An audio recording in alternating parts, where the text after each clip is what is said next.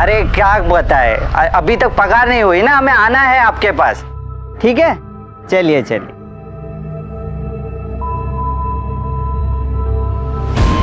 साहब साहब, आग आग साहब। गणेश साहब का क्या हुआ? ऊपर के कमरे में आग लग गई है। आग लग गई? आकाश भैया दरवाजा खोलिए। बड़े साहब, साहब दरवाजा खोलिए। बड़े साहब। आकाश भैया क्या हुआ? वो ऊपर के कमरे में बस साहब ऊपर आग लग गई। चलिए जल्दी चलिए जल्दी। आग लगी, ऊपर के कमरे में आग लगी।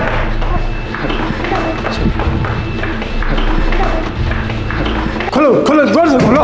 अरे अरे अरे नहीं खुला तो तोड़ो दरवाजा।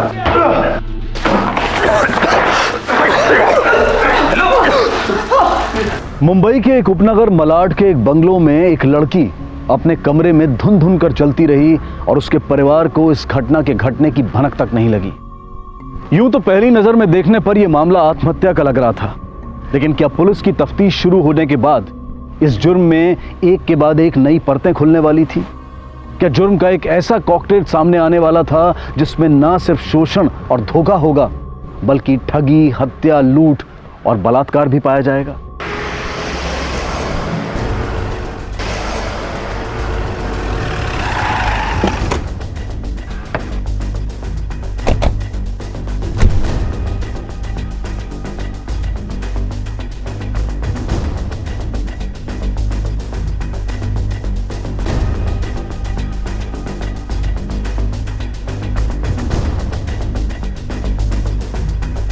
फॉरेंसिक वालों को बुला और एम्बुलेंस को भी बुला लेना। Yes sir.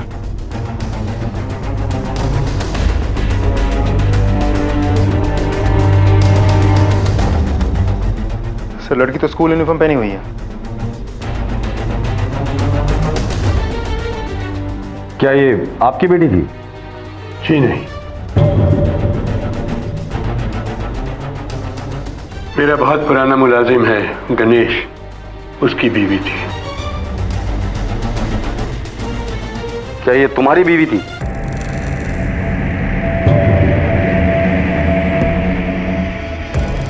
उसने स्कूल यूनिफॉर्म क्यों पहना था? क्या पता साहब, ये तो वही बता सकती थी। सर, ये घर मेरे चाचा जी का है। उनकी कोई औलाद नहीं है, इसलिए मैं और मेरी बीवी यहाँ पे रहते हैं, ताकि उनका कोई ख्याल रख सके। और ये गणेश, ये कब से काम कर रहा है यहाँ? बचपन से। हमें तो अपने असली माँ बाप याद भी नहीं। साहब ही हमारे माँ बाप हैं और मालिक भी। और हमारी दीपा से शादी भी इन्होंने ही करनी थी। तुम्हारी बीवी ऊपर वाले कमरे में थी, तो तुम कहाँ थे? साहब वो कल रात हमारी लड़ाई हो गई थी, तो मैं गुस्से में आके नीचे गेस्ट रूम में सो गया। लड़ाई झगड़े अक्सर होते थे तुम दोनों के बीच? ऐसी कोई बात नहीं थी। बहुत अच्छा पति था गणेश, दीपा का बहुत ख्याल रखता था। हो सकता है कि तुम्हारी बीवी ने आत्महत्या नहीं की, बल्कि उसकी हत्या की गई। रात को झगड़ा होने के बाद गुस्से में आकर तुमने उसे जला दिया और फिर नीचे आकर सो गए होगे। साहब दरवाजे की कुंडी अंदर से बंद थी और सुबह दरवाजा तोड़कर अंदर घुसे हम। फिर मैंने ऐसा कुछ किया तो दरवाजे की कुंडी बाहर से बंद होती। जितने भोले नजर आते उतने हो नहीं। तुम्हें बीवी की चीखने चिल्लाने की आवाज सुनाई नहीं दी? मैं नीचे गेस्ट रूम में सो रहा था, दरवाजा बंद था और पंखा आवाज भी बहुत करता है, शायद इसीलिए नहीं सुन पाया। पंखे की तेज आवाज में तुझे नींद आ गई, लेकिन बीवी के चीखने चिल्लाने की आवाज सुनाई नहीं दी। इंटरेस्टिंग है। मुझे नींद न आने की बीमारी है। इस बीमारी की वजह से मैं स्लीपिंग पिल्स लेता हूँ, और एक बार स्लीपिंग पिल्स ले लेता हूँ तो फिर गहरी नींद में सो जाता हूँ। हो सकता है इसकी वजह से कोई आवाज सुनाई न दी हो। मैडम कल रात को हम डीवीडी पर मूवी देख रहे थे, तो शायद उसी की आवाज से हमें कुछ सुनाई नहीं दिया। अगर कोई चीखा भी होगा तो हमें कुछ पता नहीं चला। और गणेश और दीपा, इनके बारे में कुछ बता सकते हैं आप हमें? गणेश तो बहुत ही सीधा लड़का है, लेकिन वो दीपा, उसकी तो आंखों से ही भूख टपकती है। मेरे हस्बैंड को भी ऐसे देखती थी कि जैसे खा जाएगी। वो तो चाचा जी गणेश को बहुत चाहते हैं, और गणेश भी सालों से उनका पूरा काम संभाल रहा है, वरना मैं तो उनको कब का बाहर निकाल फेंकती। सर एक बात समझ में नहीं आई, एक जवान लड़की जिसकी लाइफ में किसी भी तरह की प्रॉब्लम नहीं थी, वो सुसाइड जैसा इतना बड़ा कदम क्यों उठाया होगा? क्योंकि तांबे ये सुसाइड नहीं मर्डर है। मर्डर? लेकिन आप इतनी श्योरिटी के साथ कैसे कह सकते हो? जिस कमरे में हमें दीपा की लाश मिली थी वहां ऑयल क्या ऐसी कोई भी चीज नहीं मिली थी जिससे खुद को जलाया जा सकता है। दूसरा मुद्दा, दीपा की ये लाश जहां मिली थी उस एरिया को छोड़कर पूरा रूम नीट एंड क्लीन था। जब भी कोई आदमी अपने आप को जला लेता है तो दर्द के मारे चीखता है, चिल्लाता है, छटपटाता है और यहाँ वहां भागता है, जिसके निशान उस कमरे में होने चाहिए थे जो यहाँ नहीं है। इसका मतलब ये सुसाइड नहीं, एक मर्डर ही है। तांबे, ये आकाश, सुभाष, मित्रा और गणेश, इन सबके स्टेटमेंट्स को क्रॉस चेक करो। हो सकता है इनमें से कोई झूठ बोल रहा हो। Okay sir. सर मत हिला। अच्छा सुन, आज उठने में थोड़ी देर हो गई थी तो टिफिन में कुछ बनाया नहीं, स्कूल की कैंटीन में कुछ खा लेना। थैंक यू पापा, कितने अच्छे हो आप। बाय पापा। बाय। अरे मामा को बाय बोलो। बाय माँ। बाय।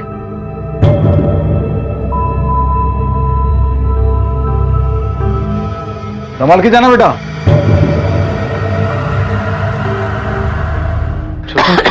सुमन उठो, दवाई खा, उठो।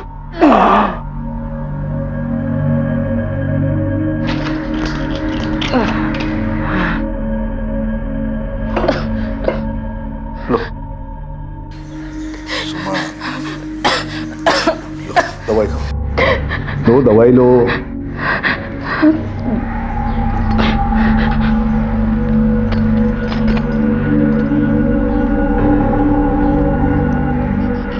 डायलिसिस के लिए जाना है ना? उठो, चलो तैयार हो जाओ। उठो, संभाल के चलो।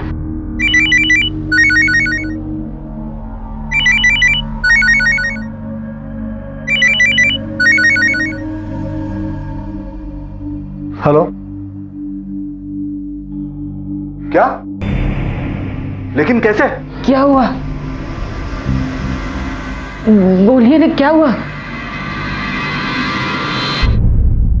दीपा तो तुम्हारी साली थी, तुम्हारी बीवी की बहन, तो तुम्हारी बीवी तुम्हारे साथ क्यों नहीं आई? साहब, मेरी बीवी खुद आना चाहती थी, उसकी दोनों किडनियां खराब हो गई, उसकी तबीयत बहुत खराब है साहब, इसलिए। सुरेश जी, क्या आप हमें दीपा के बारे में कुछ बता सकते हैं? मतलब कैसी लड़की थी वो? दीपा बहुत अच्छी लड़की थी सर, एकदम नेक, हमेशा खुश रहती थी, सबको खुश रखती थी, सबसे प्यार करती थी। देखिए, हमें शक है कि उसका मर्डर हुआ है। आपको क्या लगता है, गणेश ये सब कर सकता है? सर, अगर आपने ये सवाल मुझसे पहले पूछा होता तो शायद मैं ना कहता, लेकिन अब मेरा किसी पे विश्वास नहीं रहा साहब, किसी पर भी नहीं। अगर किसी शरीफ इंसान का मर्डर होता है तो तुम्हारा सबसे पहले शक किस पर जाता है? जाहिर सी बात है सर, क्रिमिनल पे। करेक्ट। और किसी क्रिमिनल का मर्डर हो तो? वो तो कोई भी कर सकता है, क्रिमिनल भी या कोई शरीफ आदमी भी। करेक्ट। इसीलिए हमें कैरेक्टर का पोस्टमार्टम करना जरूरी है, जिससे हमें यह पता चले कि दीपा का मर्डर घर वालों ने किया है या बाहर वालों ने। सर, मैंने दीपा के एरिया में उसके बारे में पूछताछ की है, वहां पे किसी ने भी उसके लिए कोई नेगेटिव बात तो नहीं की है। मुझे लगता है बाकी लड़कियों की तरह वो भी नॉर्मल लड़की रही होगी। नीपा, नॉर्मल लड़कियां स्कूल यूनिफॉर्म पहनकर नहीं सोती। सर, तो आपके कहने का मतलब है कि वो एबनॉर्मल थी? नहीं, उसके हालात नॉर्मल नहीं थे। इस केस में पुलिस अब तक सिर्फ एक निष्कर्ष पर पहुंच पाई थी, और वो ये कि दीपा ने आत्महत्या नहीं की थी बल्कि उसकी हत्या हुई थी। और इस हत्या को लेकर उन्हें दीपा के पति गणेश पर शक जरूर था, लेकिन इस हत्या की वजह और गणेश या किसी और को भी इस हत्या से जुड़ने वाली कोई भी कड़ी अब तक उनके हाथ नहीं लगी थी। एक शादीशुदा महिला का एक छोटी बच्ची की तरह स्कूल यूनिफॉर्म पहनकर तैयार होना इस केस की सबसे असामान्य बात थी, और शायद वो महत्वपूर्ण सूत्र भी जो इस हत्या की गुत्थी को सुलझाने में पुलिस की मदद कर सकता था। लेकिन सुलझने से पहले इस गुत्थी का और उलझना अभी बाकी था।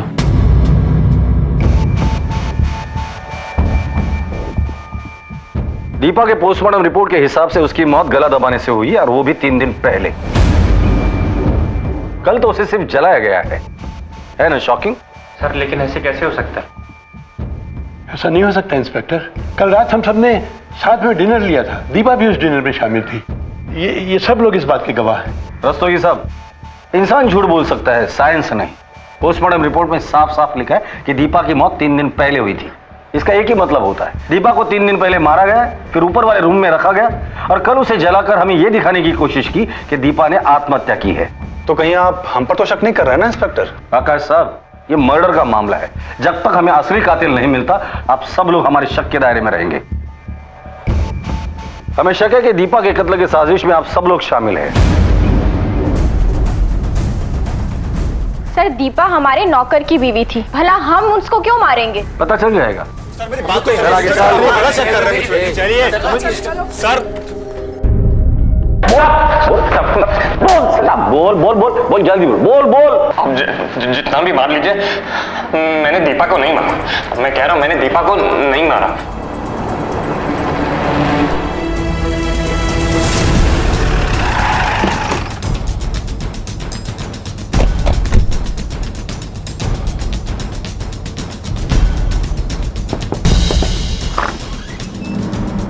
जी घर पर कोई है? माँ, पुलिस अंकल। आप लोग? आपके पति कहाँ हैं? वो मेरी दवाइयाँ और घर का राशन लाने गए। दीपा और गणेश के संबंध कैसे थे? वैसे ही जैसे आम पति पत्नी के होते हैं। कभी कभार कहासुनी हो जाती थी, पर ऐसा कुछ बड़ा हुआ कभी दीपा ने बताया नहीं था। सुभाष जी और उनके भतीजे आकाश, इनके बारे में कभी बात हुई थी? सुभाष जी तो देवता आदमी है। उन्होंने ही मेरी दीपा की शादी गणेश जी से करवाई थी। वो तो उसे अपनी बहू की तरह रखते थे और आकाश जी के बारे में ऐसे कुछ खास नहीं बताया था। सुमन जी, दीपा की पोस्टमार्टम रिपोर्ट के हिसाब से उसकी मौत उस हादसे से 3 दिन पहले हुई थी। हमें शक है कि दीपा ने आत्महत्या नहीं की, बल्कि उसका मर्डर हुआ है। ये आप लोग क्या कह रहे हैं? ऐसा नहीं हो सकता। दीपा से आपकी आखिरी बार कब बात हुई थी? दीपा को जानते हैं आप? हाँ सर, जानते। आखिरी बार कब देखा था दीपा को? सर ध्यान से तो याद नहीं है, लेकिन 2-3 दिन पहले उसको देखा था मैंने, उसके बाद नहीं देखा। जी, मैंने उसे 2-3 दिनों से नहीं देखा। सर, एक बहुत ही चौंका देने वाली खबर हाथ लगी है सर। ये देखिए।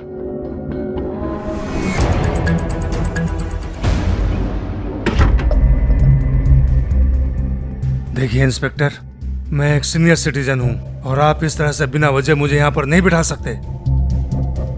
ये वजह कैसी रहेगी आपको यहाँ रोक कर रखने के लिए?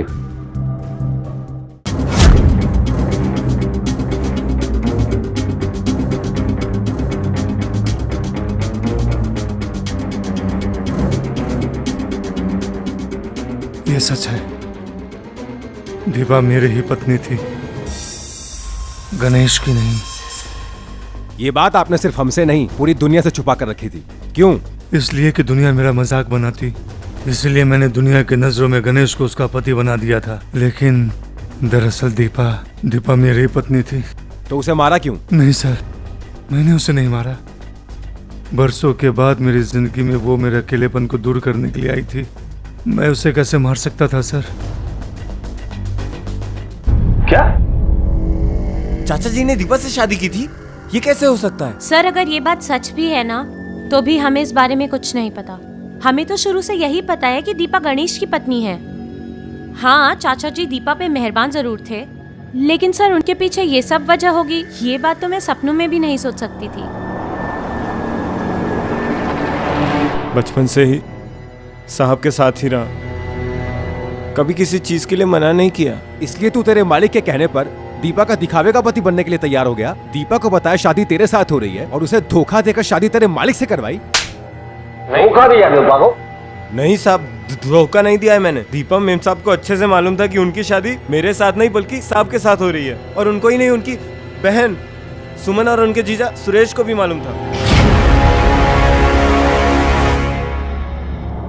सुरेश को बुलाओ। सर। बोल। हो साहिब, मैं और सुमन दोनों इस बात को जानते थे। हमने वकील को घर पर बुला के उन दोनों की शादी करवा दी थी। आसपास वालों को, रिश्तेदारों को यह बताया था कि दीपा की शादी गणेश के साथ हो गई है। तुमने तो कहा था कि दीपा तुम्हारी बेटी की तरह है, फिर उसकी शादी उसकी दुगनी उम्र वाले आदमी के साथ क्यों की? साहब, दीपा मांगलिक थी। हमने उसकी शादी के लिए बहुत कोशिश की, लेकिन कहीं कुछ नहीं हुआ था। एक दिन सुभाष जी ने दीपा का हाथ मांगा, लेकिन सुभाष जी की उम्र को देख के हम लोग थोड़ा सोच विचार में पड़ गए थे। लेकिन दीपा ने उनसे शादी करने के लिए हाँ बोल दी, तो हमें भी हाँ बोलना पड़ा। तुमने समझाया नहीं उसे? बहुत समझाया था सर। सुमन ने तो अपनी कसम तक दी थी उसको, लेकिन दीपा ने एक ना मानी। उसने कहा कि अगर सुभाष जी से उसकी शादी नहीं हुई तो वो जान दे देगी। हमें उसकी बात माननी पड़ी साहब। अगर दीपा आपकी बीवी है तो उसे आपके कमरे में होना चाहिए था। वो दूसरे कमरे में क्या कर रही थी? घर वालों को मेरे संबंधों के बारे में पता नहीं था, इसलिए मेरे साथ समय बिताने के बाद वो पास के कमरे में चली जाती थी ताकि लोग हमें एक साथ में देख सकें। स्कूल यूनिफॉर्म पहनकर? नहीं सर, मैंने उसे बहुत सारी ड्रेसेस लाके दी थी, यहाँ तक कि उसके पास बहुत सारी नाइट ड्रेसेस भी थी। वो स्कूल यूनिफॉर्म कैसे पहने हुए थी मुझे नहीं मालूम। हेलो, हाँ मैं ठीक हूँ। चाबी का इंतजाम हो गया? ठीक है, तो कल सुबह पक्का। क्या लगता है सर, इस सुभाष और दीपा के रिश्ते की सच्चाई का उसके मर्डर के साथ कोई लेना देना हो सकता है? क्यों नहीं हो सकता? हो सकता है कि शादी के बाद दीपा गणेश को चाहने लगी थी और ये बात सुभाष को पता चल गई और इसलिए उसने मार डाला। फिर गणेश क्यों चुप रहेगा सर? गणेश इसलिए चुप बैठा क्योंकि गणेश नौकर है, बचपन से उनके घर पे रहा है। अगर वो मुंह खोलेगा तो सब कुछ गवा बैठेगा। फिर तो उसके भतीजे आकाश और उसकी पत्नी मित्रा को भी इसके बारे में पता हो सकता है। बिल्कुल हो सकता है, लेकिन आकाश के अलावा सुभाष का इस दुनिया में कोई नहीं। तो जाहिर सी बात है कि सुभाष के मरने के बाद सारी प्रॉपर्टी आकाश और उसके बीवी के नाम हो जाएगी। दूसरी पॉसिबिलिटी, दीपा का फिर गणेश के साथ नहीं बल्कि आकाश के साथ चल रहा और ये बात सुभाष को पता चल गई और उसने गणेश की मदद से दीपा को मार डाला। सर, सुभाष और बाकी लोगों के कॉल और लोकेशंस की डिटेल्स। सर, पिछले 4 दिनों के दौरान गणेश, आकाश, मित्रा और सुभाष के लोकेशन में कुछ भी सस्पिशियस नहीं रहा है, लेकिन सुभाष के लैंडलाइन से ये नंबर मिला है। उस हादसे के होने के कुछ 1 हफ्ते पहले से सुभाष के लैंडलाइन से इस नंबर पर और इस नंबर से लैंडलाइन पर काफी कॉल्स एक्सचेंज हुई हैं, जो कि हादसे के होते ही बंद हो गई अचानक से। किसका नंबर है ये? सर, ये एक मॉर्ग के केयरटेकर वसंत खोबरागड़े का है। मॉर्ग? सर,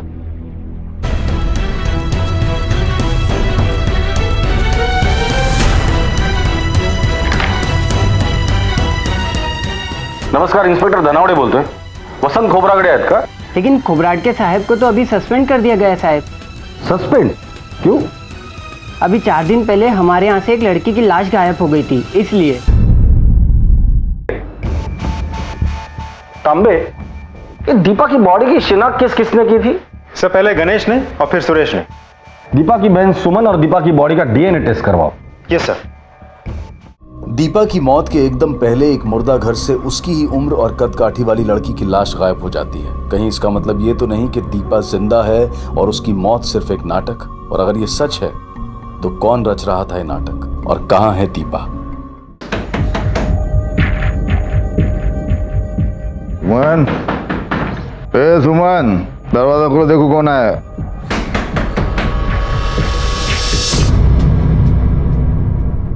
आप लोग? हमें सुमन से मिलना है। हाँ, आइए आइए, अंदर आइए, आइए अंदर आइए। सुमन, ए सुमन, यश, यश बेटा, सुमन कहाँ गई? रात को यही सोए थे दोनों सामने। एक मिनट।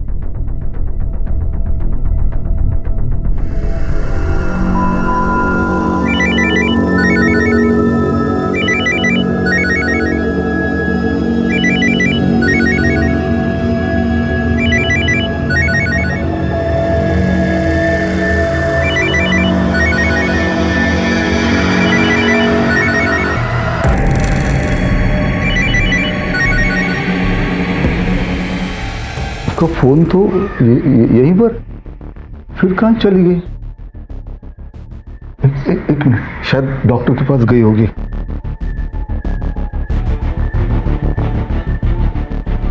हेलो, हाँ डॉक्टर साहब, मैं सुमन का पति बोल रहा हूँ, सुरेश। मेरी बीवी सुमन आई वहां पे? जी नहीं, वो तो यहाँ नहीं आई। वहां पर भी नहीं हो? नहीं पा, आस पड़ोस में पूछताछ करो, किसी ने सुमन को देखा है क्या? एक मिनट साहब। क्या हुआ? अरे क्या हुआ?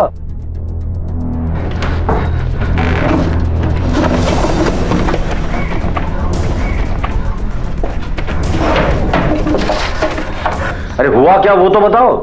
साहब मैं लुट गया साहब, बर्बाद हो गया। सारे जेवर सारे पैसे लेकर भाग गई सुमन।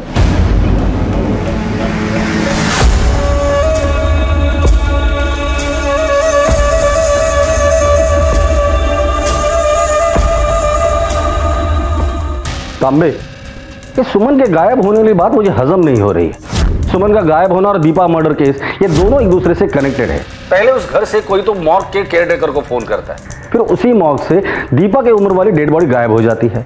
मुझे लगता है ये सारे टुकड़े एक ही केस के, जिसे हम जोड़ नहीं पा रहे। मुझे भी कुछ ऐसा लगता है सर। ये देखिए, सुमन के कॉल रिकॉर्ड में दीपा का एक कॉल है। आग लगने वाली रात उसने वो कॉल किया था, लेकिन जब हमने सुमन से बात की तो सुमन ने कहा कि पिछले 5 दिनों में उसके साथ कोई बात ही नहीं हुई दीपा की।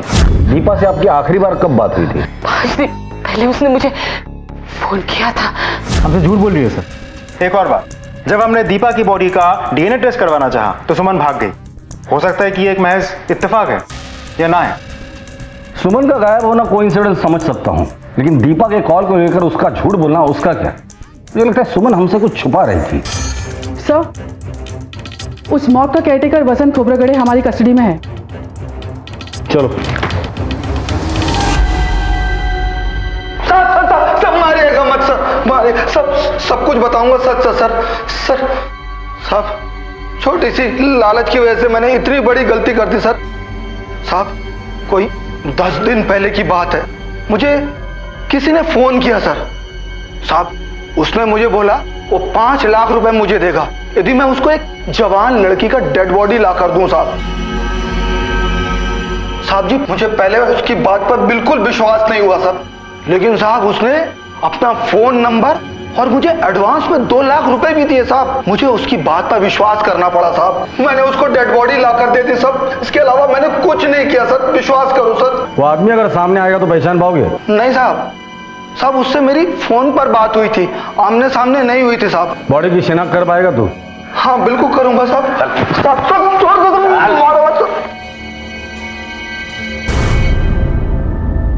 क्या मैं इसका हाथ देख सकता हूं? देखो, इसका मतलब ये दीपा की बॉडी नहीं है।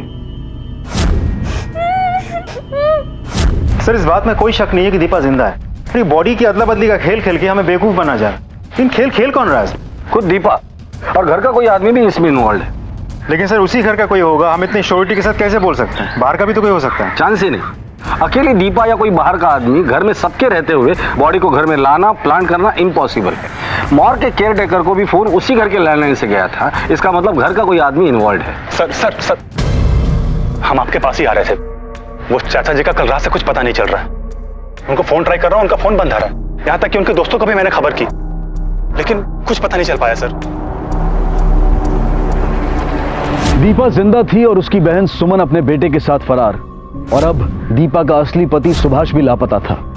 क्या यह सिर्फ एक संयोग था या किसी गहरी और सोची समझी साजिश का एक हिस्सा जो शायद इनमें से ही किसी एक ने रची थी? सवालों के ढेर लगते जा रहे थे और जवाबों का दूर दूर तक पता नहीं था, लेकिन मुंबई पुलिस ने इस गुत्थी को सुलझाने का फैसला कर लिया था और अब उन्हें तलाश थी उस एक क्लू की जिसके सहारे वो जुर्म के इस बदसूरत और घिनौने खेल को खत्म कर सकें।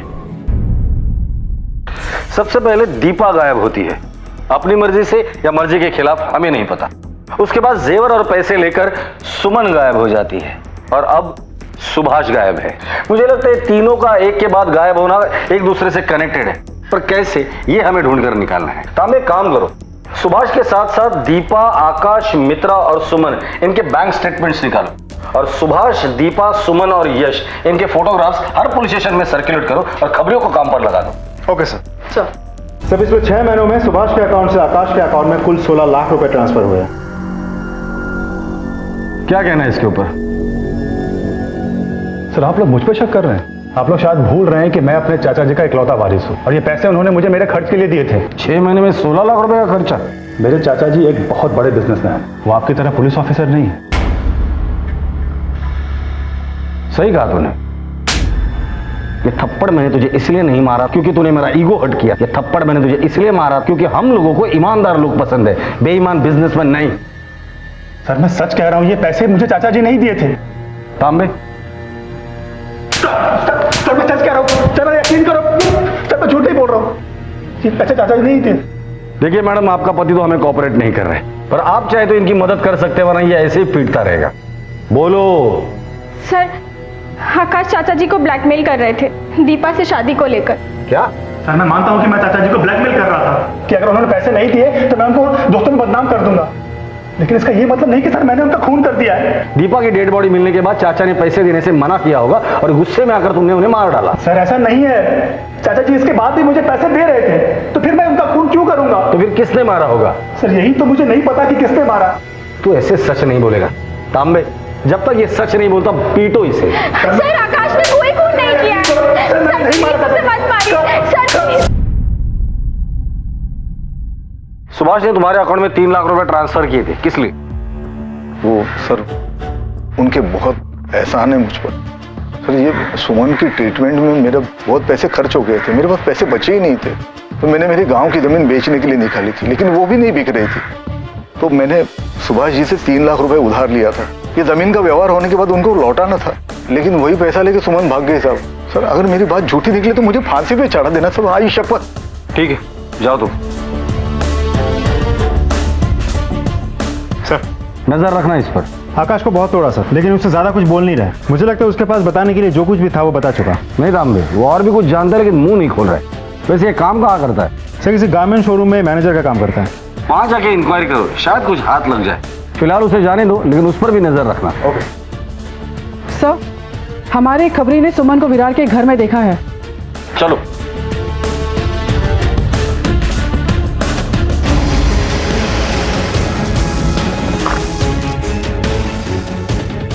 तलाशी लो घर की। सर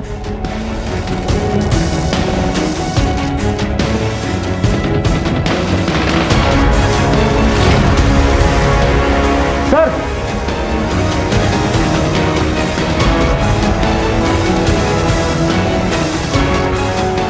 फॉरेंसिक को बुलाओ। ये सर।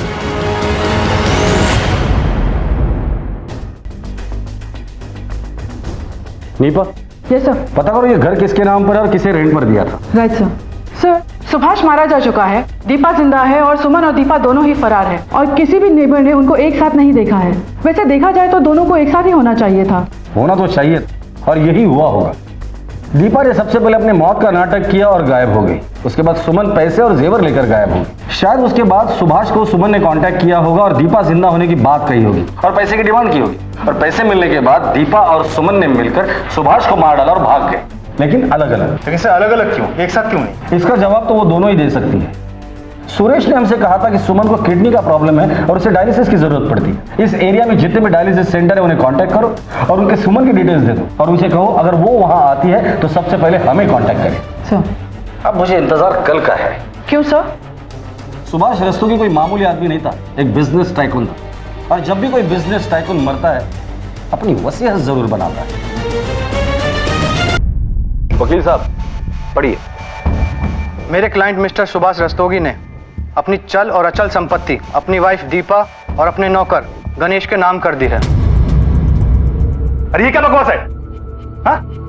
चाचा जी ऐसी वसीयत कर नहीं सकते, झूठ बोल रहे तुम। दिखाओ मुझे। साले नमक हराम, तूने और दीपा ने मिलकर चाचा जी को मेरे खिलाफ भड़काया होगा। पहले तुम दोनों ने प्रॉपर्टी पे नाम करवा ली, उसके बाद उन्हें जान से मार डाला। नहीं छोड़ूंगा तुझे। हीरो छोड़िए, चल साइड में आ। सही से गिरफ्तार कीजिए। ये सब इसका और दीपा का प्लान था सर। इसे पकड़ लीजिए सर। तांबे ले चलो इसे। अरे सर आप इसकी बात चल सर, ये विरार के उसी मकान का मालिक है जहाँ पे हमें सुभाष की लाश मिली थी, और इसका कहना है कि उस मकान को गणेश नाम के किसी आदमी ने किराए पर लिया था। क्या हो?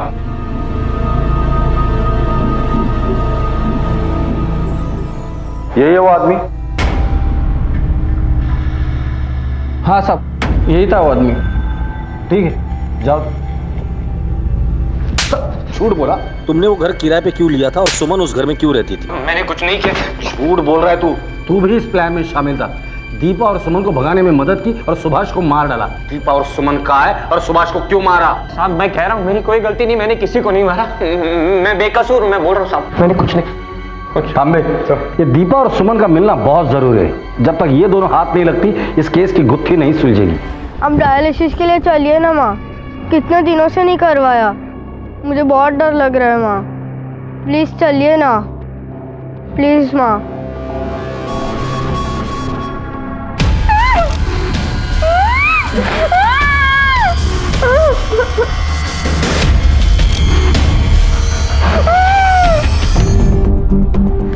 सर, आकाश के स्टोर से ये बैग मिला है।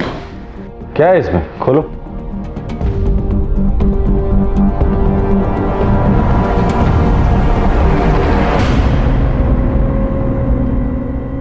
ये सब तुम्हारा ही है ना?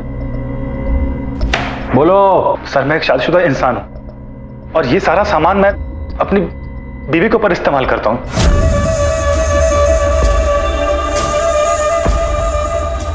अब क्या ये भी क्राइम है? नहीं नहीं, बिल्कुल क्राइम नहीं है। पर क्या है, तुम्हारे घर में एक औरत की लाश मिली है जो स्कूल यूनिफॉर्म में थी, और जो कि तुम इस खेल के माहिर खिलाड़ी हो, तो हो सकता है जो तुम खेल अपनी बीवी के साथ खेल रहे थे, हो सकता है कि वही खेल तुम अपने अंकल की बीवी दीपा के साथ खेल रहे हो। एनीवेज, तुम्हारे अंकल की मौत हो चुकी है और दीपा अपनी मौत का नाटक करके फरार है।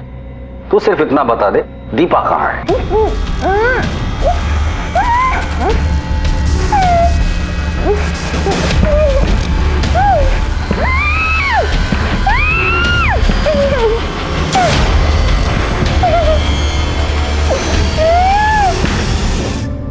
सर मुझे सच में नहीं पता कि दीपा कहां पे है, और मैं तो शुरू से जानता था कि दीपा मेरे चाचा जी की वाइफ है, और मैं अपने चाचा जी की वाइफ के साथ ऐसा कैसे कर सकता हूं?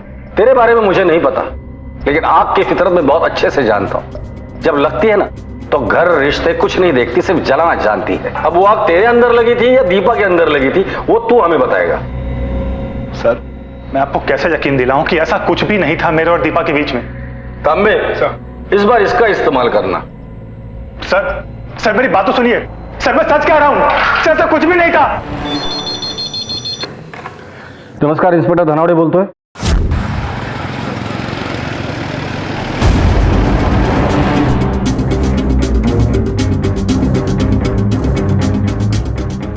ले चलो इसे। चलो मैडम, मैंने चल।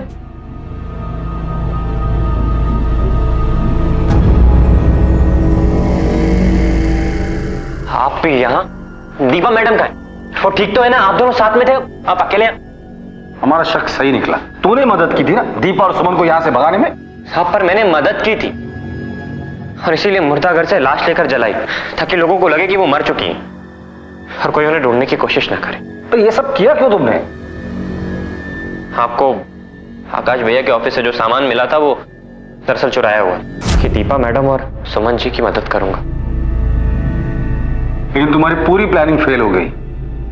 सुमन के बजाय अब दीपा सुरेश के चुंगल में है। लेकिन मुझे समझ में ही नहीं आ रहा है, सुरेश के घर पे तो 24 घंटे नजर रखी थी, फिर वो वहां से बाहर निकला कैसे और विरार पहुंचा कैसे, और इस वक्त कहां है वो?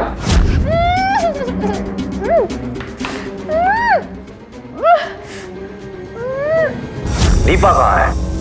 दीपा मेरे साथ ही थी। जल्दी निकलते हैं यहाँ से। दीदी, दीदी आप निकलो यहाँ से, नहीं तो मेरे साथ चल। निकलो दीदी, जल्दी।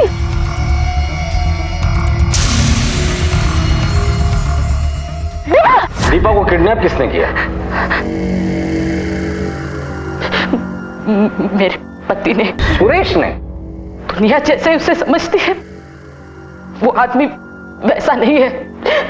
भेड़िया है वो, भेड़िया। मेरे माँ बाप की जब से मौत हुई, जब दीपा मेरे पास रहने आई, तब से वो की शादी सुभाषी से पहली बार नहीं हुई थी। इससे भी 3 बार उसकी शादी करा चुका है सुरेश। उसने तो अपना धंधा बना लिया था। वो तो ऐसा शिकार ढूंढता था जो अकेला आदमी हो और बहुत पैसे वाला हो। वो उसे दीपा को जबरदस्ती अपने पास जाने के लिए बोलता था, और शादी होने के बाद वो उसे मार डालता। और पति की मौत के बाद पत्नी की पूरी जायदाद दीपा को मिल जाती वो उसे खुद रख लेता। सुभाष जी चौथे और सबसे बड़े शिकार थे। सर सुरेश हमारी सोच से कहीं ज्यादा होशियार निकला। उसे पता था कि हम उस पर नजर रखे हुए हैं, इसीलिए अधिकतर समय दिन में वो घर पे ही रहता था, फिर रात को पीछे के दरवाजे से वो निकल जाता था। मैंने उसके मोबाइल फोन की लोकेशन रिपोर्ट भी चेक की। इसे पता चलता है कि वो मड आइलैंड पहुंच के ही उसका फोन स्विच ऑफ कर देता था ताकि हम उसके एग्जैक्ट लोकेशन ट्रैक ना कर पाए। और वो अब अपने घर से भी गायब है, फरार है सर। लेकिन ये एक बात तय है, उसने दीपा को जहां कहां भी रखा है वो एरिया मड आइलैंड के आसपास का ही है। लेकिन सर मड आइलैंड तो इतनी बड़ी जगह है, कहां ढूंढेंगे हम उसे? तांबे मालवनी से लेके जेट्टी तक 2 से 3 वाइन शॉप होंगे, 10 से 12 बार एंड रेस्टोरेंट है जो खाना और शराब होम डिलीवरी करते हैं। ये सुरेश एक नंबर का पियक्कड़ है, बिना पिए खाना भी उसके गले से नीचे नहीं उतरता। जितने भी वाइन शॉप है, बार एंड रेस्टोरेंट है और होम डिलीवरी करने वाले लड़के हैं, सबको इस सुरेश की फोटोग्राफ दिखाओ। किसी ना किसी ने तो उसको जरूर देखा होगा। Okay sir.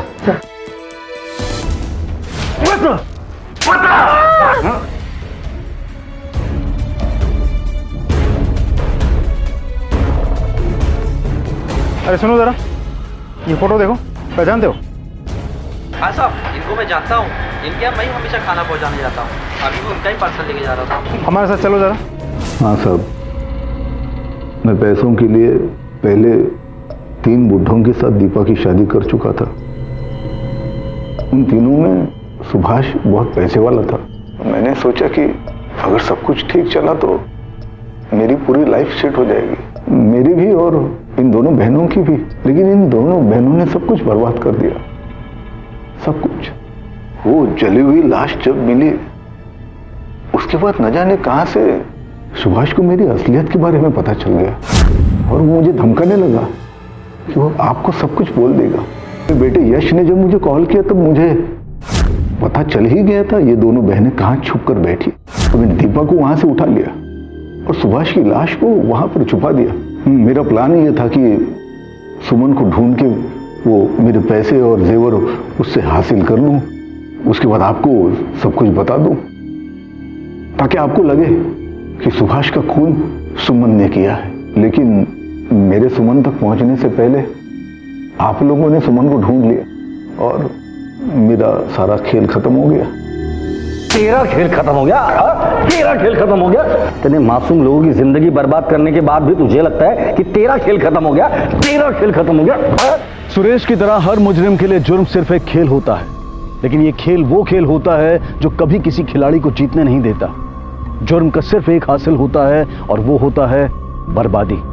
सुरेश ने दीपा की मजबूरी का फायदा उठाकर न सिर्फ अपने रिश्ते बल्कि पूरी इंसानियत को भी शर्मसार कर दिया और अनजाने में ही सही उसके इस गलत में बराबरी का साथ दिया खुद दीपा और उसकी बहन सुमन ने। गणेश ने दीपा का साथ देने का काबिल तारीफ फैसला लिया, लेकिन वो भी गलत रास्ता चुनने की गलती कर बैठा और इन सब की मिलीजुली गलतियों ने वो हालात पैदा कर दिए कि जिनमें फंसकर सुभाष और खुद दीपा तक को अपनी जान गंवानी पड़ी। इस कहानी में हम सब के लिए सीख है कि हम अपने आप से वादा करें कि उनकी इस गलती को हम अपनी जिंदगी में दोबारा कभी ना दोहराएं। नमस्कार, आदाब। क्राइम पेट्रोल डायल 100 में आप सबका स्वागत है। इंसान की जरूरतें उसके जीवन में उसकी दिशा और उसकी गतिविधि को निर्धारित करती हैं। अब ये जरूरतें कितनी जायज और नाजायज होती हैं, इस पर उनके जीवन में होने वाले अच्छे बुरे घटनाक्रम तय होते हैं।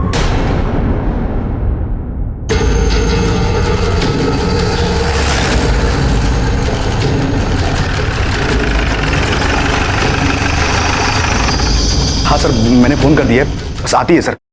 हाँ सर। फोन किसने किया? हाँ सर, मैंने किया। आइए सर। ये देखिए सर, ये रूम है। तुम्हारा ही क्लाइंट था ना? नाम क्या था इसका? सर, रूम तो विवेक गरोडिया के नाम से बुक किया था सर। ठीक है, बाहर रुको। मैंने देखो बॉडी पे कोई आइडेंटिफिकेशन मिलता है क्या? भी हो सकता है कि जिसने भी ये कत्ल किया है ये उसे अच्छी तरह से जानता हो, उस पर भरोसा करता हो और इसीलिए उसे इसने अंदर लिया हो। फॉरेंसिक टीम को बुलाओ, इसकी बॉडी पोस्टमार्टम में भेजो और इसकी फैमिली को इन्फॉर्म। Okay sir. होटल में सीसीटीवी कैमरास तो होंगे ना? सारा फुटेज लो। सर, आप तो जानते ही ये होटल कैसा है सर। सर, दुनिया से छुपते छुपाते लोग यहाँ पे आते हैं सर। अब यहाँ पे भी सीसीटीवी लगाएंगे तो कौन आएगा सर? तुम्हें कब पता चला ये हुआ? सर क्लाइंट ने रूम 3 बजे तक के बुक किया था। मैंने इन्फॉर्म करने के लिए फोन किया, कोई रिस्पॉन्स नहीं आया सर, इसलिए मैंने वेटर को खिड़की से झांकने को कहा। क्या रूम बुक किया तो कोई लड़की भी आई होगी साथ में? सर पहले तो कोई नहीं आया था सर, लेकिन बाद में एक 40-42 साल की औरत आई थी।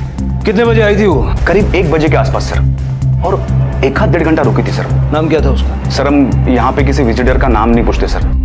लेकिन मुझे एक लगता है कि वो जो औरत आई थी खून इसी ने किया है सर, क्योंकि वो औरत जाने के बाद इस लड़के से कोई मिलने नहीं आया था सर। मैंने एक 22 साल के लड़के ने ऐसे होटल में रूम बुक किया, उससे मिलने के लिए आई एक 40 साल की औरत। कौन हो सकती है ये औरत? मुंबई पुलिस को एक 22 साल के लड़के की लाश एक ऐसे होटल के कमरे से मिली जहां अक्सर लड़के लड़कियां दुनिया की नजरों से छिपकर मिलते हैं, क्योंकि किसी न किसी रूप में समाज में उनके इस व्यवहार को उचित नहीं समझा जाता, इसलिए वो ऐसी जगहों का सहारा लेते हैं। लेकिन कई बार सिर्फ अनुचित इच्छाओं की पूर्ति के लिए भी ऐसी जगहों की शरण ली जाती है। क्या विवेक गरोडिया भी ऐसी किसी जरूरत के तहत वहां पहुंचा था? पर उससे मिलने तो एक औरत आई थी। क्या इस औरत के साथ विवेक का ऐसा कोई संबंध था जो समाज को स्वीकार नहीं होता? और क्या उसी अस्वीकृति का नतीजा था विवेक का कत्ल, या फिर वजह उससे भी ज्यादा भयानक थी?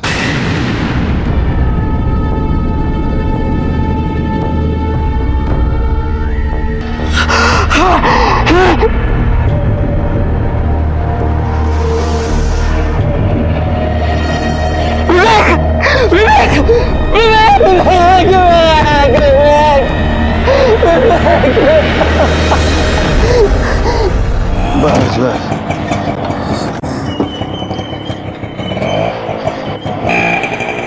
ए हीरो है, किधर जा रहा है? हाँ? चल पैसे निकाल फटाफट।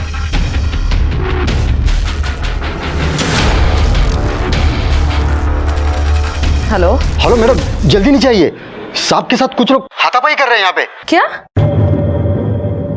फटाफट पैसे निकाल वरना बहुत मार खाएगा अभी। एक मिनट पैसे दे रहा हूँ, मैंने बोला था ना कि मुझे थोड़ा सा टाइम चाहिए, मैं इंतजाम कर रहा हूँ। अभी तेरा बहाना नहीं चलेगा, समझा? अपन को पैसा चाहिए, वो भी अब्बी का अब्बी। हाँ मैडम, बहुत हो गया तेरा बहाना। कोई बहाना? अरे क्या कर रहे हैं आप? छोड़े। तू कहा ये क्या तमाशा लगा रखा है? हाँ सब लोग देख रहे हैं यहाँ पर। मैडम आवाज नीचे करके बात कर, समझी? अपन पैसा लेने को आया है, वो भी खुद का। अरे तो हम हर महीने इंस्टॉलमेंट दे रहे हैं ना बराबर, तो प्रॉब्लम क्या है? और ये सब करने का क्या मतलब है? हाँ तो इस महीने का इंस्टॉलमेंट किधर है?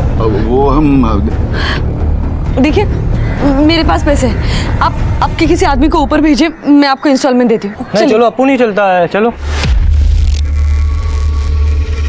लेकिन आगे से याद रहे, 21 तारीख मतलब 21, अपन को 21.5 भी नहीं मांगता, समझी?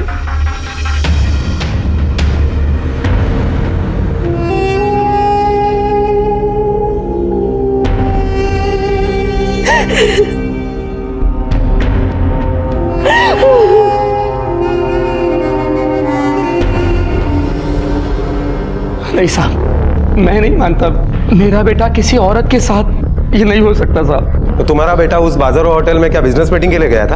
अब मुझे ये नहीं पता वो वहां क्यों गया था। आप जिस औरत के साथ चक्कर की बात कर रहे हो ना, वो झूठ है साहब। साहब मेरे बेटे की गर्लफ्रेंड थी। नाम क्या उसका? सर मेरा नाम सुहानी राउत है। मेरा और विवेक का 1 साल से अफेयर था। हमारा काफी सीरियस रिलेशनशिप है और इसके बारे में हम दोनों के परिवार वालों को पता है। विवेक का किसी 40 साल की औरत के साथ भी अफेयर था क्या? नहीं सर, बल्कि कल होटल में मैं उसके साथ थी। कितने बजे? सुबह 11 बजे। और वहां से निकली कब?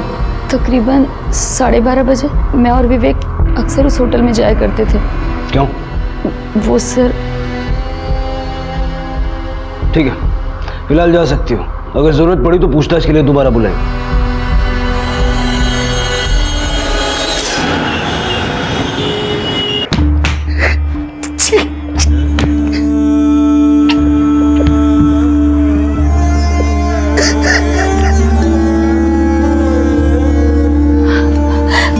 क्या कर रहे हैं आप? शांत हो जाइए, शांत हो जाइए। अमृता, मैं किसी काम का नहीं हूँ, मैं मरना चाहता हूँ। मैं किसी काम का नहीं हूँ। नहीं ऐसा मत कहिए। अपने साथ साथ मैंने तुम्हारी और नैना की जिंदगी नर्क बना रखी है। अमृता मुझे कुछ भी दे दो, जहर दे दो, मुझे मार डालो, मैं जिंदा रहने के लायक नहीं हूँ। नहीं प्रकाश ऐसे मत बोलो, ऐसे मत बोलो। कब तक और क्यों मेरे लिए ये सब करती रहोगी? कब तक मेरे लिए बेइज्जत होती रहोगी? कब तक मुझे बचाती रहोगी अमृता? जब तक सब ठीक नहीं हो जाता तब तक कुछ ठीक नहीं होगा अमृता। सब ठीक हो जाएगा, मैं हूं ना।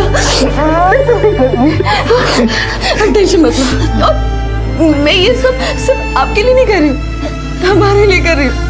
देखिए पति पत्नी तो सुख दुख के साथ ही होते हैं ना। हाँ तो मैं आपको ऐसे हालत में छोड़ के कैसे जा सकती हूँ? हाँ?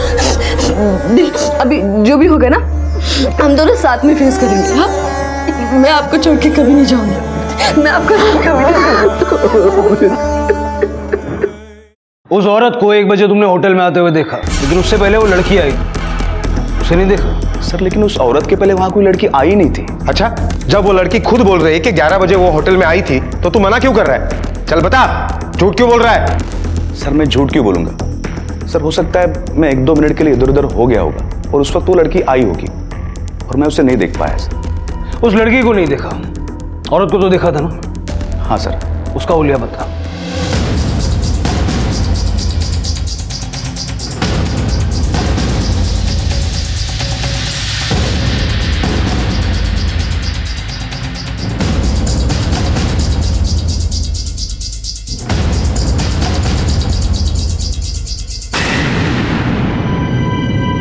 एक्सक्यूज मी, ये विवेक गरोड़िया का रूम नंबर कौन सा है?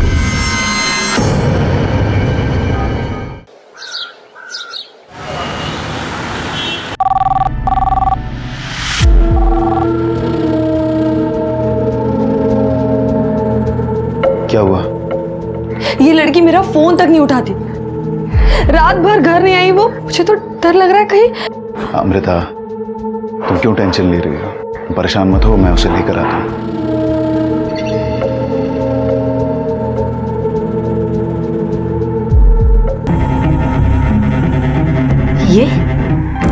ये तो अमृता महाडिक है, विवेक की ट्यूशन टीचर। विवेक पिछले 1 साल से इससे ट्यूशन ले रहा था। नैना दरवाजा खोलो, दरवाजा खोलो नैना। अरे भाई साहब कौन हो आप और क्यों शोर मचा रहे हो? मैं अपनी बेटी को लेने आया हूँ। मुझे मालूम है कि वो है अंदर, पर वो दरवाजा नहीं खोल रही है। सॉरी। ठीक है।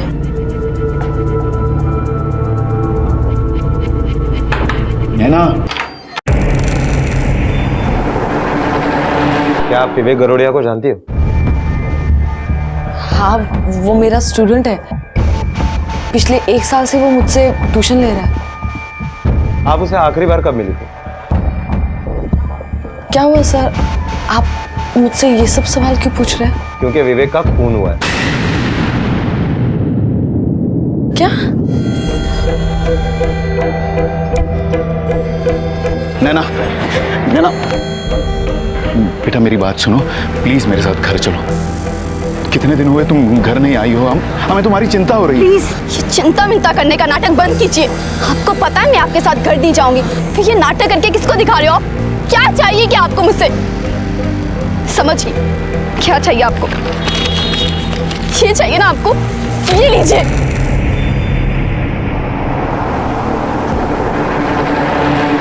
हाँ मैं गई थी उससे मिलने, क्योंकि मुझे पैसों की जरूरत थी और वो मुझे मदद कर रहा था। पैसों की मदद? जी। क्यों? क्योंकि हमारे शारीरिक संबंध है। नैना बेटा मेरी बात। तुम्हारी हिम्मत कैसे मुझे हाथ लगाने की? हाथ कैसे लगाया मुझे? क्या कर रही हो बेटा, चिल्ला क्यों रही हो तुम? हाथ कैसे लगाया मुझे? नहीं कुछ नहीं भाई साहब, क्या हुआ? दादा, ये आदमी रोज मुझे परेशान करता है, परेशान करके रखा है इसने मुझे। नैना क्या कह रही है? आप प्लीज मेरी हेल्प कीजिए, प्लीज। अरे शर्म नहीं आती तुझे? ये तेरी बेटी की उम्र की है। अरे भाई साहब ऐसा कुछ नहीं है। चुप बे। अरे एक मिनट, अरे एक मिनट दीदी, आप लोग गलत समझ रहे हो, वो मेरी बेटी है। हम अच्छी तरह जानते हैं, जब मार पड़ती है ना तो माँ बहन बेटी याद आती है। भाई साहब एक मिनट, मैं झूठ नहीं बोल रहा हूँ। ये देखिए, ये मेरी पत्नी है और ये मेरी बेटी है नैना। दीदी ये देखिए, मैं सच कह रहा हूँ, मैं झूठ नहीं बोल रहा हूँ। अरे नैना कहाँ? नैना! विवेक आपको कब से पैसे दे रहा था? 6-8 महीने से। पहले तो मुझे लगा कि वो मेरी हालत देखकर सचमुच में मेरी मदद कर रहा है, फिर बाद में मुझे उसके इंटेंशंस पता चले जब वो अपनी मदद की कीमत मांगने लगा और वाहियात फरमाइश करने लगा। उसके बाद उसकी हिम्मत और बढ़ गई और जब वो पैसे देने आया तो और उस दिन उसने मेरे साथ में मैं मना भी नहीं कर पाई क्योंकि अगर वो पैसे देना रोक देता तो मेरा परिवार सड़क पर आ जाता। आपको हमारे साथ पुलिस स्टेशन चलना पड़ेगा। सर, वो औरत झूठ बोल रही है। मैं अपने बेटे को अच्छी तरह से जानता था, वो ऐसा इंसान नहीं था सर। पता नहीं औरत क्या चाहती है कि वो ऐसी घटिया कहानी उसके बारे में बता रही है। सर, मैं अमृता माड़ी को पुलिस स्टेशन लेकर आया हूँ। अमृता कहाँ है वो? विवेक के पिता का कहना है कि तुम झूठी कहानियां सुना रही हो। नहीं सर, मैं झूठ नहीं बोल रही और ऐसी कहानी क्यों बनाऊंगी जिसमें मैं खुद बदनाम हो रही हूँ। आपको यकीन नहीं होता है तो आप मेरे पति से पूछ लीजिए, वो सब जानते हैं। और मेरी बेटी, वो भी सब जानती है, इसलिए वो मुझसे नफरत करती है और इसलिए वो घर छोड़कर चली गई। मेरी शक्ल भी नहीं देखना चाहती हो। तुम्हारे पति है कहाँ? जरा बुलाओ। सर, वो मेरी बेटी को ढूंढने गए थे, अभी तक घर नहीं लौटे। मैं जानती हूँ सर कि मेरी बेटी मेरी वजह से घर छोड़कर गई, लेकिन मैंने ये सब अपने परिवार के लिए किया है। मैं अपने पति को उन वसूली वालों से मार खाते हुए नहीं देख सकती और पैसों के लिए कोई मेरी बेटी की इज्जत उछाले, ये मैं बर्दाश्त नहीं कर सकती। सुनिए जी, police sub inspector, Balwadi police station, Rajan Mane, और ये लेडी कांस्टेबल मीता सावंत। मुझे आपसे अमृता महाडिक और उनके फैमिली के बारे में कुछ पूछताछ करनी है। पूछिए, क्या पूछना है? ये अमृता और उनके फैमिली के बीच में पैसों से लेकर कुछ अनबन चल रही थी क्या? शुरू में तो नहीं, जब माडिक भाई साहब एक कंपनी में नौकरी कर रहे थे सब कुछ अच्छा चल रहा था और फिर उन्होंने खुद का बिजनेस शुरू किया रेडीमेड गारमेंट का, और भगवान की दया से वो भी अच्छा चल रहा था। जब सब कुछ इतना अच्छा चल रहा था तो फिर प्रॉब्लम क्या हुई? प्रॉब्लम तब शुरू हुई जब प्रकाश भाव को ये पता चला अचानक कि उनकी माँ को कैंसर है। पैसा पानी की तरह बहा दिया उन्होंने अपनी माँ के इलाज के लिए, और बैंक वालों ने उनकी दुकान को सीज कर दिया। लेनदार भी घर पर आके हंगामा करने लगे और उनकी माँ का भी देहांत हो गया, जिनके लिए उन्होंने ये सब किया। बेचारे भाई साहब पूरी तरह टूट गए थे और बीबी बच्चों को ट्यूशन देके घर चला रही है और सर पे इतना सारा कर्जा भी है।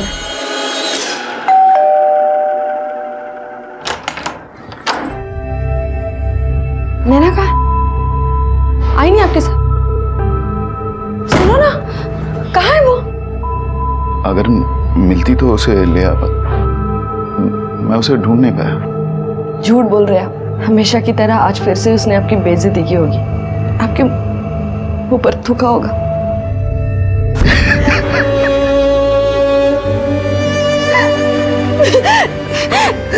आप दुखी मत होइए, आप मत रोइए, सब मेरी गलती है। मेरे गलत फैसले का नतीजा है कि नैना आपसे इतनी नफरत करती है। इस परिवार को बचाने के लिए मैंने अपने आप को गिरा दिया।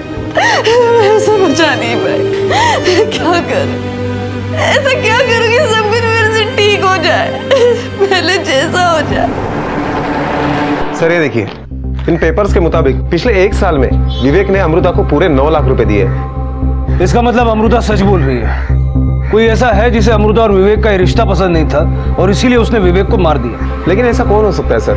अमृता का पति या उसकी बेटी भी हो सकता है, क्योंकि अमृता के मुताबिक उन दोनों को इस रिश्ते के बारे में मालूम था। या फिर विवेक के घर वाले जो अपने बेटे की धोखाधड़ी और समाज में बेइज्जती से नाराज थे। विवेक की गर्लफ्रेंड भी हो सकती है। चूंकि विवेक उसे धोखा दे रहा था, हो सकता है उसने आवेश में आके विवेक को मार दिया हो। हेलो,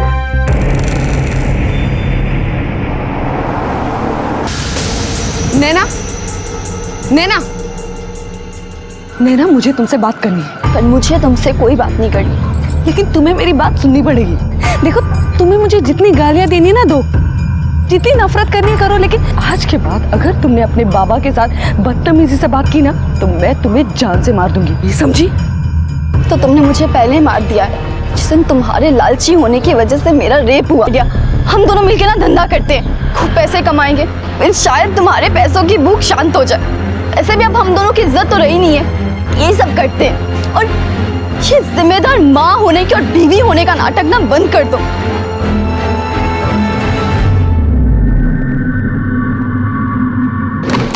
सर, ये आशीष कनौजिया तो विवेक का कजिन निकला, उसके मामा का लड़का। मतलब एक ही फैमिली में एक के बाद एक 2 लड़कों का खून हुआ है। माने कहीं ऐसा तो नहीं कि इन दोनों मर्डर्स का रीजन भी इन्हीं के घर में हो? मजबूरी, जरूरत, लालच, नफरत चारों तरफ अपने पैर पसारे थी। हर कोई किसी न किसी गर्त में लिपटा था। कौन जुल्म सह रहा था, कौन जुल्म कर रहा था, कुछ भी साफ नहीं कहा जा सकता था। एक ही परिवार में हुए 2 कत्ल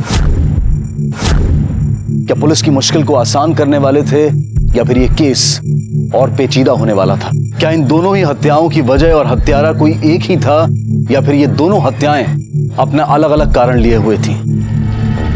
मुझे समझ में ही नहीं आ रहा। अगले महीने हम 1 लाख रुपए कैसे भरेंगे? तुम्हें अपनी बेटी से ज्यादा पैसों की चिंता हो रही है। मुझे पैसों से ज्यादा ये टेंशन हो रही है कि अगर हमने उन्हें पैसे नहीं दिए तो वो हमारे साथ क्या करेंगे?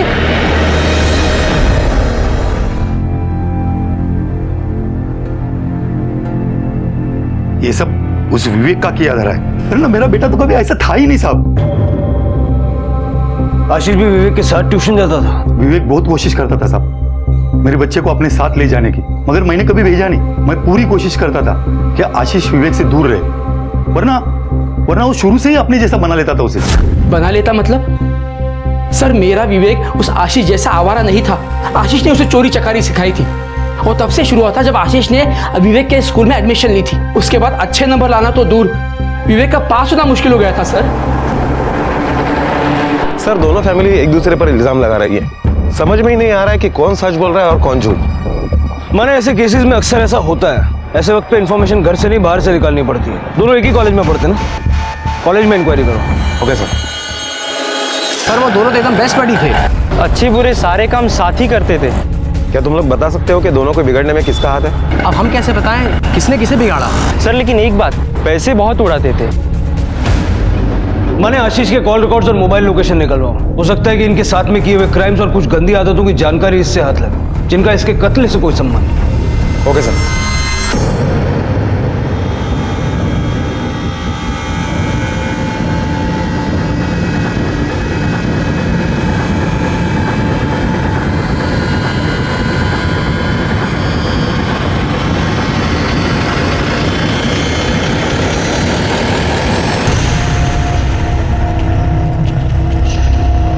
सर, आशीष के कॉल रिकॉर्ड के मुताबिक आशीष भी अमृता के कांटेक्ट में था, जबकि वो उसका स्टूडेंट भी नहीं है। माने इसका मतलब ये बेस्ट बडीज और अमृता मिलके कुछ और ही खिचड़ी पका रहे थे। और एक बात सर, अमृता ने हमसे कहा कि उसकी एक बेटी भी है, लेकिन जब भी हम उसके घर पर गए वो कभी दिखाई नहीं दी। माने इसका मतलब यहाँ एक नहीं कई एंगल्स हैं। जरा पता करो अमृता की ये बेटी कहाँ है और अमृता का आशीष से क्या वास्ता। सब मैं आशीष को जानती तक नहीं थी। विवेक ने मुझे आशीष से मिलवाया। किस लिए? उसने तो तुम्हारे पास से कभी ट्यूशन लिया भी नहीं था। फिर?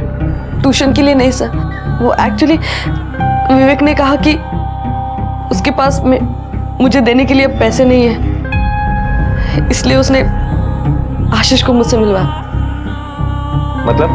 मतलब ये कि अब आशीष मुझे पैसे देगा और उसके बदले में मैं उसके साथ भी।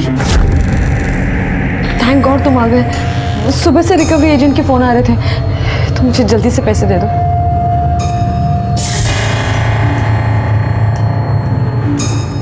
ये कौन है? ये मेरा कजिन है आशीष। वो एक्चुअली मेरे पास इस बार पैसे नहीं थे तो मैंने इसे कहा आपकी हेल्प करने के लिए। ये रेडी है लेकिन क्या? उसे भी बदले में आपसे कुछ चाहिए। पागल हो गया?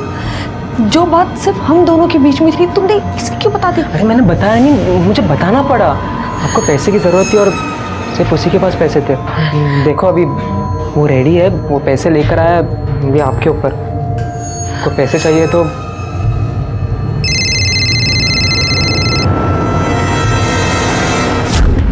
उसकी बात मानने के अलावा मेरे पास और कोई चारा नहीं था। उसके पैसे के बदले में मैं उसे वो सब कुछ देती थी जो वो चाहता था। आशीष ने तुम्हें कितने पैसे दिए? 1 लाख रुपया? आशीष उसे क्यों देगा 1 लाख रुपया? है कौन ये अमृता? और क्या समझती क्या अपने आपको? और ऐसी झूठी कहानियां क्यों बना रही है? उसने इतनी रकम निकाली होती तो मुझे पता नहीं चलता। साहब बकवास कर रही हो। साहब आप जब चाहे मेरा अकाउंट डिटेल चेक कर सकते हैं। 1 रुपया भी इधर का उधर नहीं हुआ है। सर हमने आशीष के फैमिली मेंबर्स के अकाउंट डिटेल्स चेक किए लेकिन उनके अकाउंट में ऐसा कोई भी अमाउंट एक्सेस नहीं हुआ है। तो अमृता झूठ बोल रही है, लेकिन क्यों? उसके पास झूठ बोलने का क्या मकसद है? जरा उस पर नजर रखो और उसकी बेटी की भी इंक्वायरी करो। Okay sir. नैना बेटी और अमृता मैडम के बीच का रिश्ता बहुत अच्छा था, जैसे एक माँ और बेटी के बीच में होता है वैसे। अच्छा था मतलब? कुछ महीने पहले तो सब ठीक ठाक लग रहा था, लेकिन अचानक जैसे गायब हो गई हो। साहब ये जो लड़की जा रही है ना, उसका नाम मयूरी है, नैना की सहेली है। आप उससे पूछिए, उसे सब पता होगा। तुम नैना की दोस्त हो ना, नैना के बारे में कुछ बता सकती हो? नैना बहुत अच्छी लड़की थी सर, बहुत होशियार थी, पर अचानक 5-6 महीने पहले उससे क्या हो गया पता नहीं। उसने कॉलेज आना छोड़ दिया था। मैंने उससे बात करने की कोशिश की लेकिन वो बहुत डिस्टर्ब रहती थी सर। डिस्टर्ब रहती थी? किस वजह से? उसकी माँ के वजह से, पर क्यों ये पता नहीं। अच्छा नैना जहाँ रहती है उसका एड्रेस तो पता होगा ना?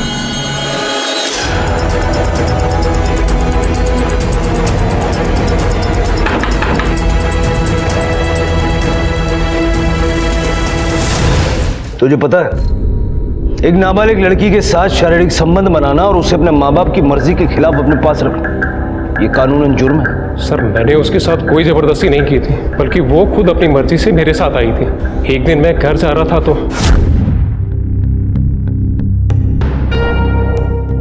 सर क्या आप मुझे लिफ्ट दे देंगे? कब से ऑटो का वेट कर रही हूँ, कोई नहीं मिला, प्लीज। हाँ क्यों नहीं, आओ बैठो। Thank you.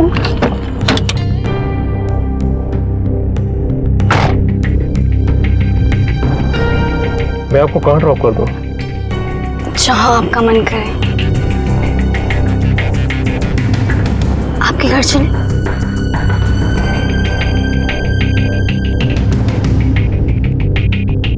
सर एक तो वो खुद मुझे प्रोवोक कर रही थी और दूसरा मैं नहीं जानता था कि वो अंडर एज है। अब आप ही बताइए सर, इसमें मेरी क्या गलती है? तेरी गलती यह है कि तू एक घटिया इंसान है जिसका कोई दीन ईमान नहीं है।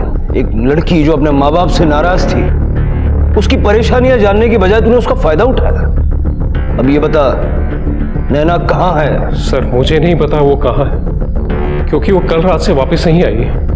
माने नैना का मोबाइल ट्रैकिंग पे डालो। Okay sir. हम हमारी जिम्मेदारी समझते हैं सर, लेकिन जिस तरह से नैना ने अपने बाबा को बेइज्जत करना तय कर लिया, उसका ये लाइफस्टाइल हमें सजा दे रहा है। वो ये समझने के लिए तैयार ही नहीं कि मैंने जो कुछ भी किया है वो अपनी खुशी के लिए नहीं किया है, बल्कि मजबूरी में किया है ताकि मेरा परिवार बच सके। आपकी मजबूरियों के बारे में हम अच्छी तरह से जानते हैं। फिलहाल मैं ये जानना चाहता हूँ कि नैना अगर यहाँ नहीं आई तो कहाँ गई?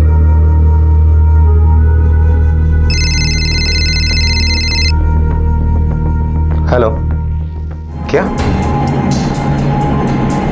सर?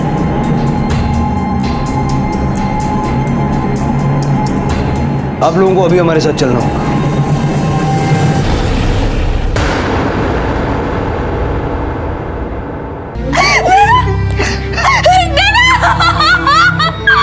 अमृता का वो एक फैसला जो उसने अपने परिवार की सलामती के लिए लिया, वो उसके परिवार के लिए विनाशकारी साबित हुआ। देखिए, नैना की मौत किस तरह हुई ये तो हम अभी आपको नहीं बता सकते। मेरा मतलब है सुसाइड या फिर एक्सीडेंट या अब ये सब पता करके हमें क्या मिलने वाला है? हमारी बच्ची तो हमें वापस नहीं मिलेगी और ना ही हमारी खुशियां। मुश्किलें हर इंसान के जीवन का सच है, लेकिन गलत समझौते मुश्किलों को कड़ा कर सजा सुना देते हैं। पुलिस के सामने अब एक नहीं, दो नहीं, बल्कि 3 सवाल खड़े थे। ये कत्ल क्यों हो रहे थे? क्या इनका आपस में कोई संबंध था या फिर हादसों की ये कड़ी सिर्फ एक इत्तेफाक थी? पर कहते हैं ना कि सच्ची मेहनत कभी जाया नहीं जाती, और पुलिस को एक ऐसा क्लू मिला जो शायद उनकी मेहनत को सही दिशा दे सकता था। सर, विवेक के पिता गोविंद का और एक नंबर है जो उसकी सौतीली मां यूज करती है। आशीष के मोटर स्पॉट के बिल्कुल करीब इसका लोकेशन दिखाई दे रहा है। सर, कॉल रिकॉर्ड के हिसाब से विवेक की सौतेली मां और आशीष के बीच में लगातार बातें हुआ करती थी। और एक बात सर, ये मोबाइल आशीष का है। इसमें से कुछ एप्लीकेशंस पासवर्ड डाल के सिक्योर किए गए थे। हमारे आईटी डिपार्टमेंट ने इसके पासवर्ड क्रैक किए। और सर ये देखिए, इसमें ये तस्वीर मिली है। और एक बात बताओ, आशीष के मर्डर स्पॉट के पास तुम्हारा मोबाइल कैसे? तुम समझ चुके हैं कि तुम्हारे और आशीष के नाजायज संबंध थे। अब सीधे सीधे बताओगी या अपने तरीके से बुलवाएं? हाँ सर, थे मेरे नाजायज संबंध आशीष के साथ, पर मैं क्या करती? विवेक के पिता से ना तो मुझे प्यार मिल रहा था ना ही सुख। मामा मामी ने जबरदस्ती मेरी उनसे शादी करवा दी थी, और फिर वही हुआ जो नहीं होना चाहिए था। और फिर ये आशीष आए दिन मुझसे पैसे मांगने लगा। मैंने इसे पैसे दिए भी, लेकिन फिर एक दिन मुझे पता चला कि ये मेरे दिए हुए पैसे उस टीचर पर खर्च करता है।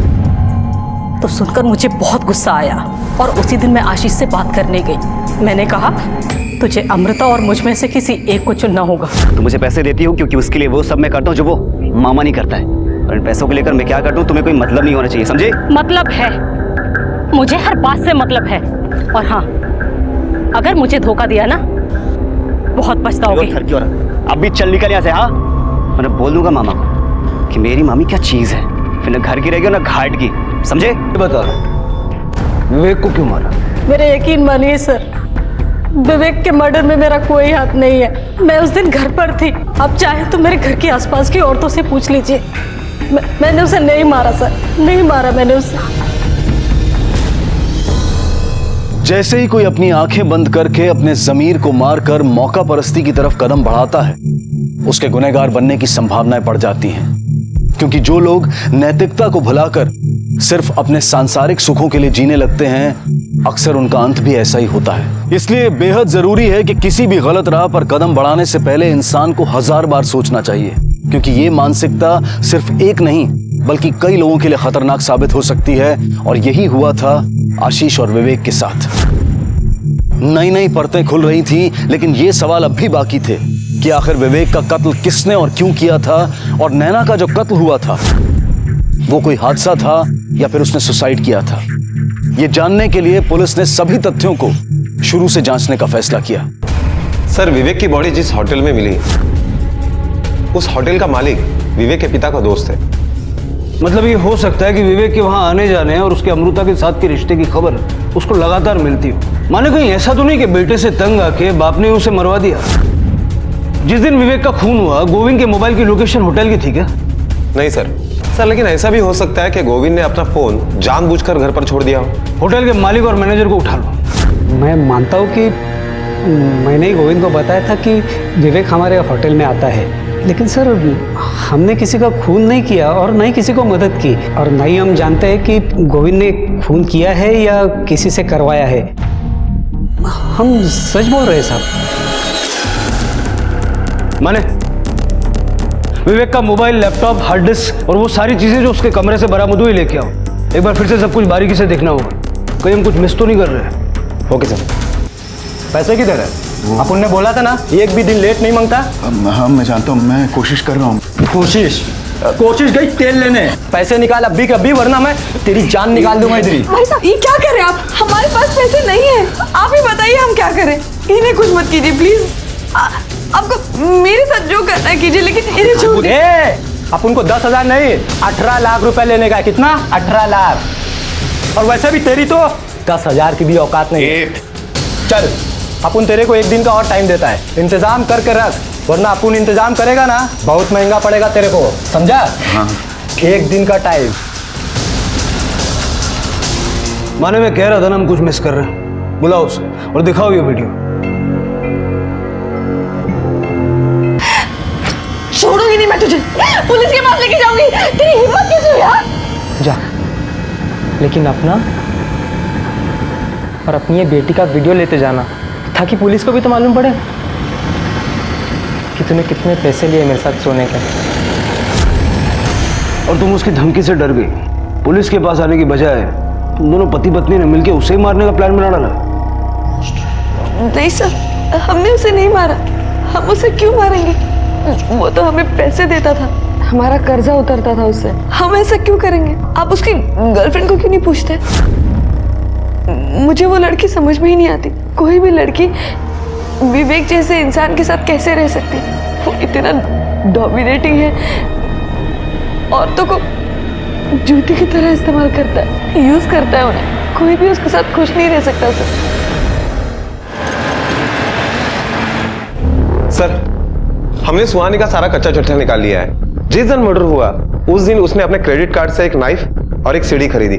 ये माल जहां से खरीदा गया वहां के सीसीटीवी फुटेज में दिख रहा है कि उसने और एक लड़के ने मिलकर वो सीढ़ी टेम्पो में डाली और वहां से निकल गए। टेम्पो का नंबर मिला? हाँ सर, वो टेम्पो राहुल के नाम पर ही रजिस्टर्ड है और ये राहुल वही है जो सीसीटीवी फुटेज में दिखाई दे रहा है। और ये राहुल सुहानी का कजिन ब्रदर भी है। सर, जिस होटल में विवेक का मर्डर हुआ वहां से कुछ ही मीटर दूरी पर राहुल का मोबाइल स्विच ऑफ हो गया। शायद उसी नाइफ से ये खून हुआ होगा। लेकिन मेरी एक बात समझ में नहीं आई कि उन्होंने सीढ़ी क्यों खरीदी। हाँ सर, उस दिन रूम में झांकने के लिए हमने यही सीढ़ी यूज की थी। पर सर, ये हमारे होटल की सीढ़ी नहीं है। सर, हमें लगा कि उस दिन जो प्लम्बर यहाँ पे काम करने आया था उसकी रह गई होगी सर।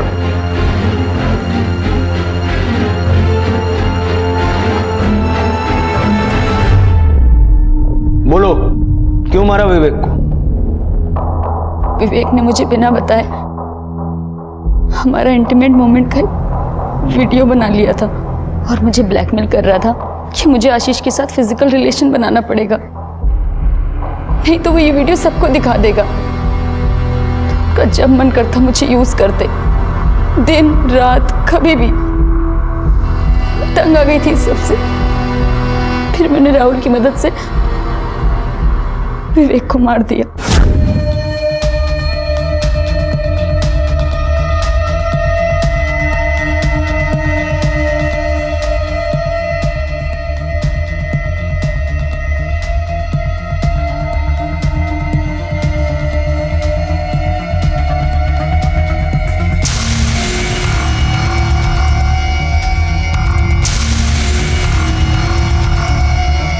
काश तुम बच्चे ये समझ पाते कि जिसे तुम आसान रास्ता समझते हो वो मुश्किल और जेल ले जाने वाला है। अगर तुमने वक्त पे पुलिस की मदद ली होती तो न सिर्फ विवेक को उसके किए की सजा मिलती, बल्कि तुम दोनों को अपनी जिंदगी जेल की सलाखों के पीछे नहीं काटनी पड़ती। पुलिस ने आशीष और विवेक के कत्ल की पहेली तो सुलझा ली थी, लेकिन नैना की मौत एक रहस्य बनकर रह गई थी, क्योंकि ये नहीं पता चल पाया था कि उसका कत्ल हुआ था या ये कोई हादसा था या फिर उसने आत्महत्या की थी। और ना ही उसे बलात्कार और उसकी मौत के लिए इंसाफ मिल पाया। अमृता और प्रकाश ने अगर अपनी मजबूरियों की वजह से गलत रास्ता नहीं अपनाया होता तो नैना शायद आज जिंदा होती और एक खुशहाल जिंदगी जी रही होती। सुहानी और राहुल को विवेक के कत्ल के लिए और पूनम को आशीष के कत्ल के लिए गिरफ्तार किया गया। ये सभी इस वक्त न्यायिक हिरासत में हैं और पुलिस चार्जशीट फाइल करने की तैयारी कर रही है। जिंदगी का दूसरा नाम संघर्ष है, इसलिए इसके सामने कभी हथियार न डालें, बल्कि बेहतर कल और बेहतर जिंदगी के लिए संघर्ष करें और किसी भी हाल में किसी भी रूप में जुर्म के भागीदार ना बने और कोशिश करें कि कोई और भी इसका शिकार ना हो। इसी विचार के साथ अब मैं अनूप सोनी आपसे विदा लेता हूं। फिर मुलाकात होगी अगले एपिसोड में एक और चौंका देने वाले केस के साथ। तब तक अपना और अपने परिवार का ख्याल रखें और देखते रहें क्राइम पेट्रोल डायल 100। सबक एक को सीख हम सबको। जय हिंद। क्राइम पेट्रोल के और भी दिलचस्प कहानी देखने के लिए हमारे चैनल को सब्सक्राइब करें और बेल आइकॉन दबाना न भूलें।